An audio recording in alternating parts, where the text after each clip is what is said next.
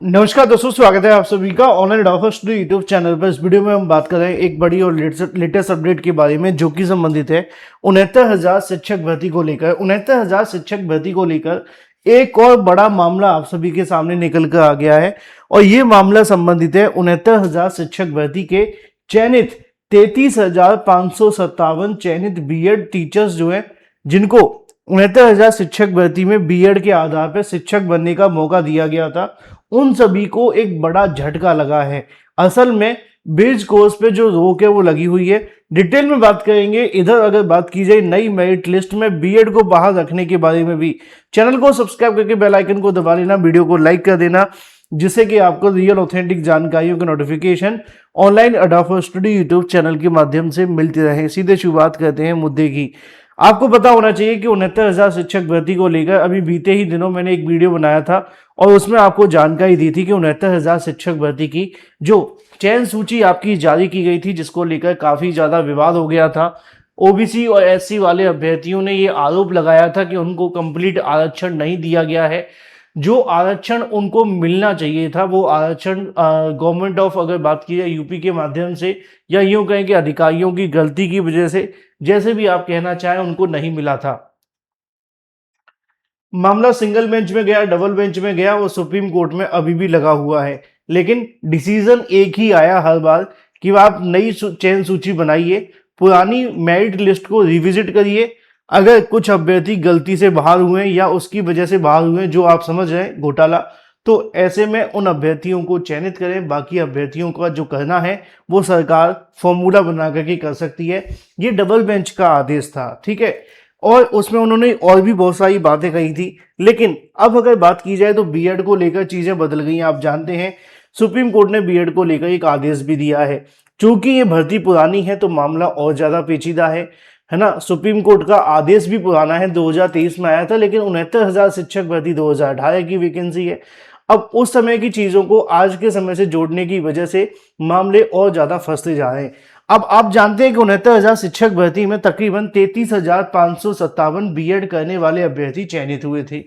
शिक्षक बन गए, शिक्षक बनने के बाद प्राथमिक विद्यालयों में पढ़ा रहे हैं, है ना। अब उनके लिए जो टर्म्स एंड कंडीशंस थी, वो आप जानते हैं कि 2 साल के अंदर 6 महीने का बेज कोर्स करना था। सरकार अपनी गलतियों की वजह से नहीं कर पाई, और ऐसे में कहीं ना कहीं जो उनका बेज कोर्स है वो एक बार फिर से डिले होता गया, और धीरे धीरे करके आज 8 साल होने वाले हैं वैकेंसी को निकाले हुए।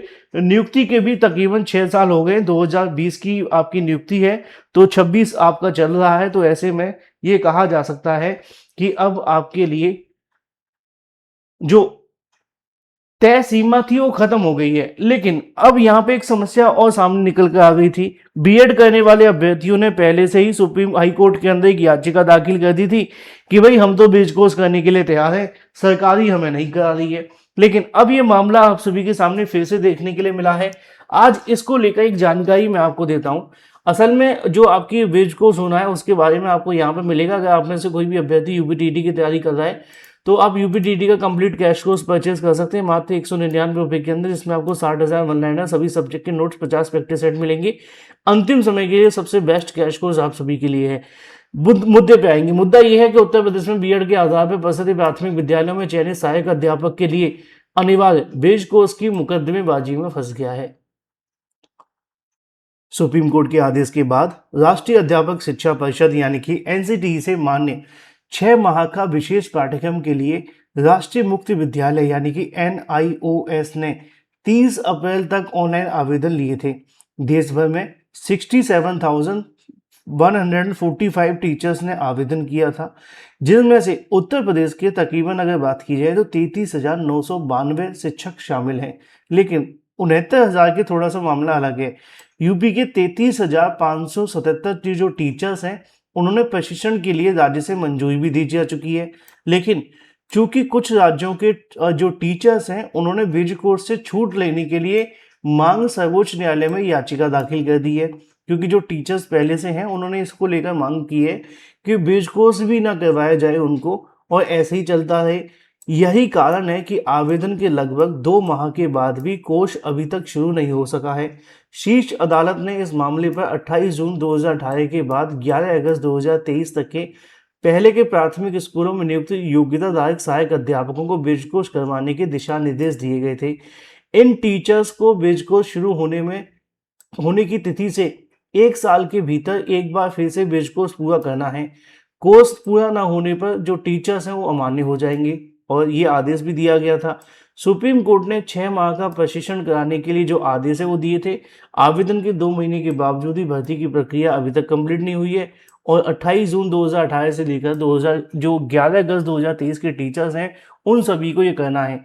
लेकिन डीएड विशेष शिक्षा वाले प्रशिक्षण पर भी अभी निर्णय नहीं हुआ है। यहाँ पे आपको एक मामला और देखने के लिए मिलेगा। परिषदीय प्राथमिक स्कूलों बीएड की तरह बिना बेस कोर्स पढ़ा रहे 5000 टीचर्स और हैं। एक तो 69,000 वाले हैं, ठीक है, लेकिन 69,000 के अलावा एक बीएड के बाद डीएड भी है, जिसको विशेष शिक्षा में आपको देखने के लिए मिलते हैं। प्रशिक्षण अभी तक कोई निर्णय नहीं हो सका है। इन टीचर्स को एनआईयूएस के बेस कोर्स से बाहर रखा गया है।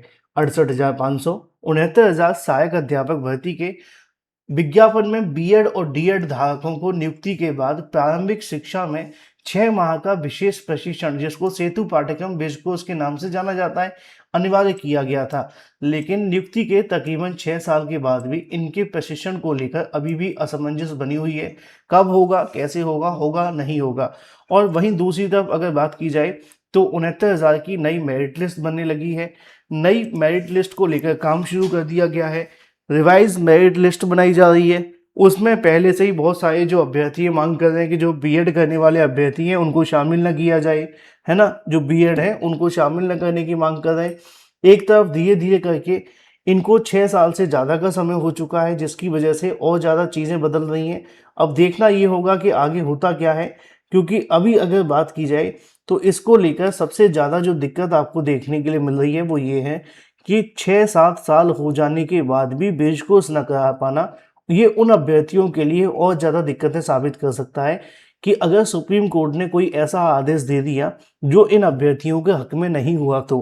क्योंकि अभी तक क्या था कि अभी तक तो समय सीमा दी गई थी सुप्रीम कोर्ट के माध्यम से कि जो भी टीचर्स मौजूद हैं उनको करा दो और मामला ख़त्म करो, क्योंकि पुरानी भर्तियां हैं। लेकिन बेस कोर्स ना होना एक बड़ी समस्या उनके लिए बन सकता है। फिलहाल कब होगा, कितना समय लगेगा, जो भी होगा वो तो डिपेंड करेगा एनसीटी के ऊपर, एनआईयूएस के ऊपर, शासन और प्रशासन के ऊपर। सभी राज्यों का एक साथ बेस कोर्स कराने की वजह से ये मामला और ज़्यादा फंस सकता है। उधर 69,000 की नई मेरिट लिस्ट बन रही है, देखना ही होगा कि उसमें कितने फेरबदल होते हैं। और सबसे बड़ा सवाल बीएड को लेकर होगा कि उस पर क्या डिसीजन आता है। ठीक है, वैसे तो शामिल करना चाहिए, क्योंकि आप जानते हैं बीएड करने वाले अभ्यर्थी 2018 की वैकेंसी संबंधित है। लेकिन वहाँ पे अगर कोर्ट कोई ऐसा आदेश दे दे तो दिक्कतें बढ़ सकती हैं। फिलहाल जो भी होगा आपको बताया जाएगा। चैनल को सब्सक्राइब करके बेल आइकन को दबा लेना, वीडियो को लाइक कर देना। Thank you for watching this video.